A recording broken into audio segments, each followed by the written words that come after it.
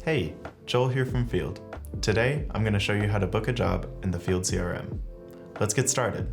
First, navigate to New and select Appointment. Here, you can choose an existing service from the dropdown or create a new one. Want to add extra services or add-ons? Just click the plus button and choose from the available options. Next, find or create a customer profile. Search for an existing customer or enter the new one's details below. Once your customer is selected, add the job address. Now, let's schedule it.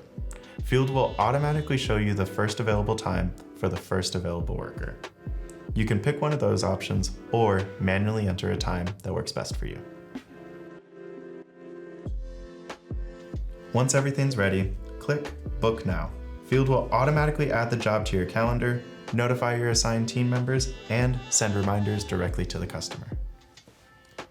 Need to make changes? You can always edit the job from your calendar or use the search function to find it quickly. And that's it.